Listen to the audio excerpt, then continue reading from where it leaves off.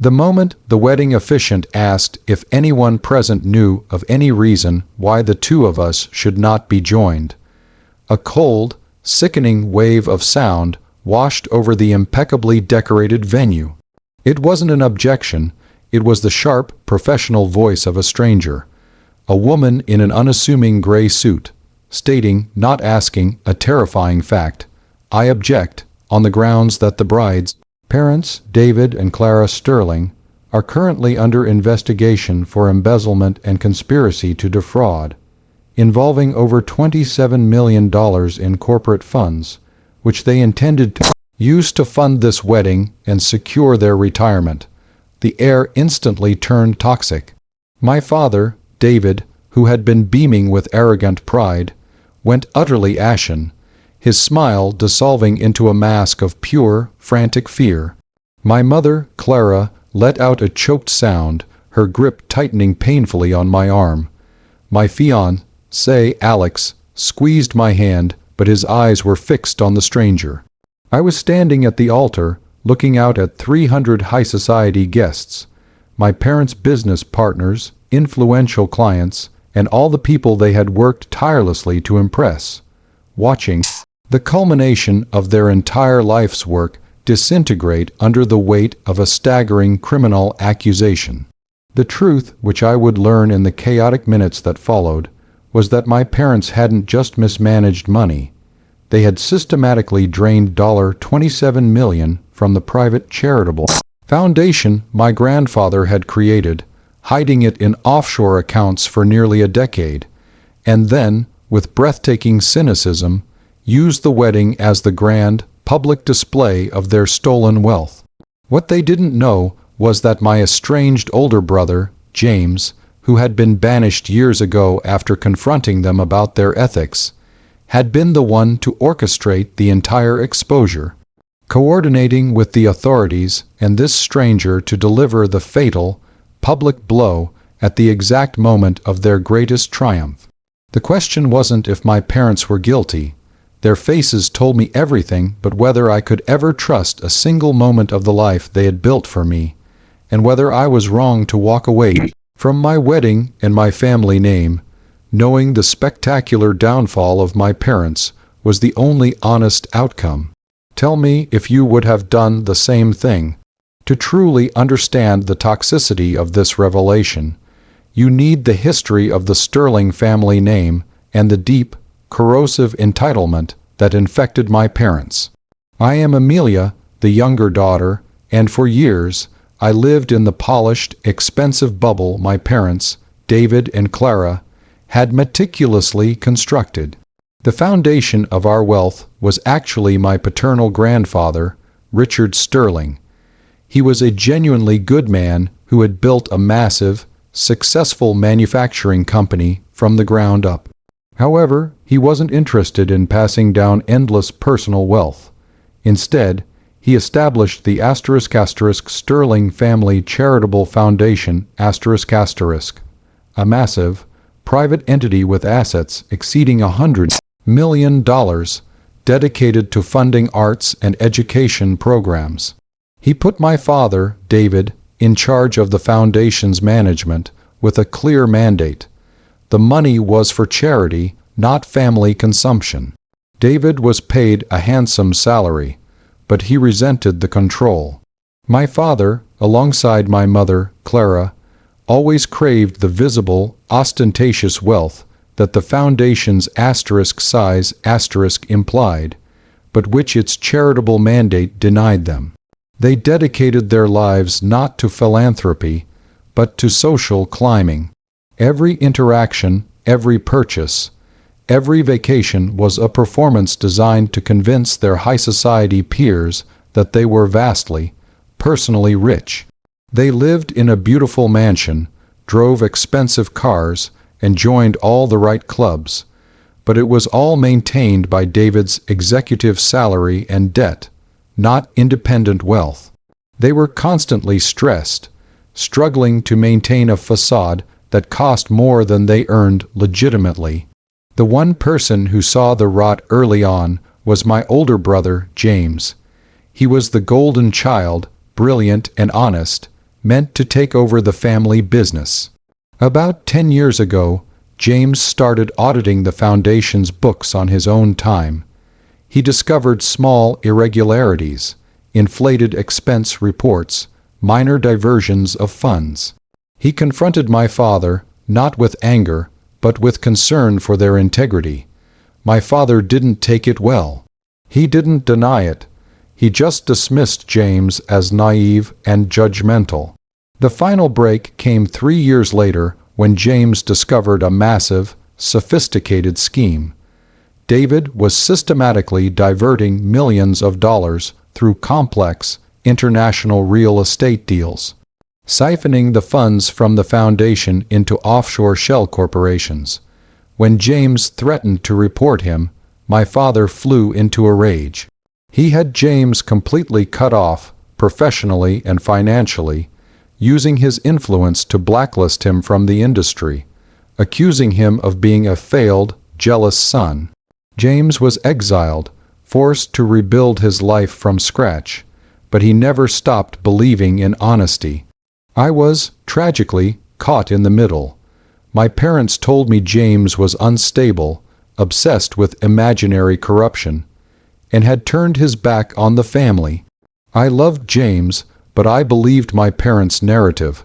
They were my reality. For the past decade, James and I had been estranged. He was a ghost in my life, a dark chapter my parents pretended never happened. The wedding, the ultimate symbol of my parents' success, was the final act of their scheme. Alex and I were genuinely in love, but the wedding itself, costing over $300,000, was entirely my parents' project. Every detail, from the imported flowers to the 300 influential guests, was a calculated move designed to cement their social status and impress Alex's old, money family. My mother, Clara, had been obsessed with the idea that the cost of the wedding would somehow legitimize their stolen wealth. It was a massive, public declaration that they had made it. The timing, I realize now, was critical. They had finalized the transfer of the last tranche of the stolen $27 million, and believed the books were permanently closed, hidden behind layers of international legal paperwork. They were celebrating their impunity. The scene was set perfectly. I was in a custom, designer gown, standing beneath a massive floral arch. Alex was beside me, handsome and nervous. My parents stood off to the side, radiating self-satisfaction. The officiant reached the point of the objections. The traditional silence, the slight moment of dramatic tension, and then the voice. The voice of the stranger in the gray suit, an image of cold, unassailable legality, shattering the performance. She wasn't a disgruntled ex-lover or a dramatic aunt. She was an agent from the ** Global Financial Task Force **, and she named names, David and Clara Sterling. The amount, $27 million, the charge, embezzlement and conspiracy. Chaos erupted immediately. My father didn't deny it. He instinctively tried to grab the woman. 2 other men, equally anonymous and official, emerged from the crowd, blocking him. My mother shrieked, a high-pitched, desperate sound that cut through the classical music. The guests, initially confused, began murmuring, then pointing, their faces turning from curiosity to sheer disgust as the word embezzlement echoed through the microphone. I looked at Alex. He looked devastated, but not at me. He looked at my parents, who were now struggling, their perfect facade completely ripped away, revealing the panicked criminals underneath. My father was physically sweating, his expensive tuxedo now looking cheap and ill-fitting. Then, the final, heartbreaking reveal came. The agent, holding a discreet microphone, looked directly at me. "Ms. Sterling, please understand, the funds for this ceremony, for the venue, the flowers, the catering were directly traced to the account containing the stolen charitable funds. Your wedding is, effectively, paid for by the poor and the marginalized who were meant to benefit from the sterling foundation. She concluded with a statement of cold finality. The ceremony and reception are now declared a crime scene, and the hosts, David and Clara Sterling, are under arrest. So that's the situation I was in. The man I loved stood beside me, but the life I knew had just been exposed as a foundation built on $27 million of stolen charity money, publicly unveiled by a stranger who represented the law. My brother, who I believed was the black sheep, was actually the quiet hero who had waited 10 years to deliver justice at the moment of their greatest hubris. I could have simply let the police take them, postponed the wedding, and quietly married Alex later, trying to save face and distance myself from the shame. Or I could use the opportunity of all those eyes on me, the eyes of my parents' most important social and business contacts, to deliver my own final, public verdict on their decade of lies. I wanted them to realize that their need for status had cost them not just their freedom, but the only thing they really cared about, my presence and the perceived perfection of their family. Before I tell you the cold, methodical way I delivered the final verdict, a verdict that left my parents utterly ruined, I want you to pause and comment below what you would have done in my shoes. Would you have prioritized self-preservation and quietly left? Or would you have used that chaotic moment of public exposure to sever all ties and publicly shame the parents who had built your life? On a lie, seriously, let me know what choice you would have made right there. I chose the public, absolute severance. This wasn't just about divorce or money. It was about the utter moral bankruptcy of the only people I thought I could trust. I had to choose honesty over lineage. I looked at Alex, who was pale but steady, and I saw a man I loved who deserved better than my family's crime. I looked at my parents, who were now being formally read their rights, their faces contorted in a grotesque mix of fear and fury. I realized their fury wasn't about being caught. It was about the humiliation of being caught in front of the *** right people, ***. I walked away from Alex for a moment, moving past the efficient, toward the chaos where the agents were dealing with my struggling father. I didn't yell, I didn't cry. I asked for the microphone, and the agent, perhaps recognizing the magnitude of the moment, handed it to me.